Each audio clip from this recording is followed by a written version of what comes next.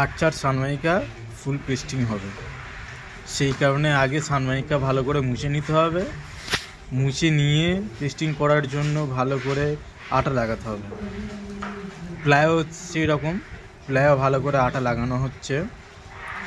এই আটা লাগানো হয়ে গেলে সানমাইকা প্লাস প্লাইয়ে আটা লাগানো হয়ে গেলে দুটোকে একসঙ্গে পেস্টিং চিপ মানে বসিয়ে দিয়ে ভালো করে ঘষতে হবে। ঘষার পরে সানমাইকা পেস্টিং করতে হবে। ভালো করে ঘষার পরে মাস্কিং টেপ মেরে দিতে হবে। মাস্কিং টেপ মেরে দিলে সানমাইকা পেস্টিংটা ভালো হবে। আর আমাদের ফেভিকল হাই পাওয়ারের কাজ হচ্ছে, ঠিক আছে, 1 BHKর কাজ হচ্ছে মোটামুটি। একটা ওয়ার্ড্রোপের স্লাইডিং ওয়ার্ড্রোপের কাজ হচ্ছে, তারপরে একটা বক্স খাট হবে, ওয়াল প্যানেলিং আছে, সবে একই পদ্ধতিতেই পেস্টিং হবে। এটা ইনসাইডের ল্যামিনেট, ইনসাইডে পেস্টিং আগে করে নিয়ে আমরা কাটিং করা হবে। 20 ইঞ্চি করে কাটিং হবে। ওয়ার্ডরোবে আমাদের 20 ইঞ্চি হবে, 20 ইঞ্চি করে কাটিং হবে লাইট।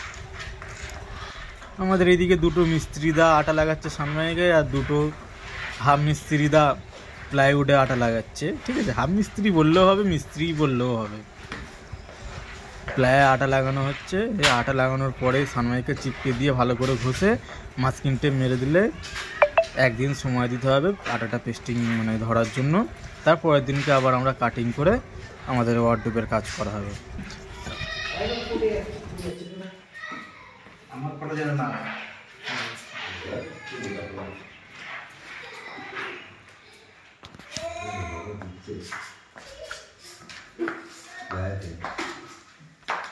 বাবু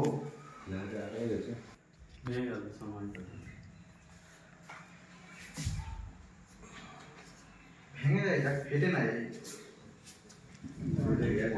প্রথম নষ্ট করে দিয়েছি চাক দেখি।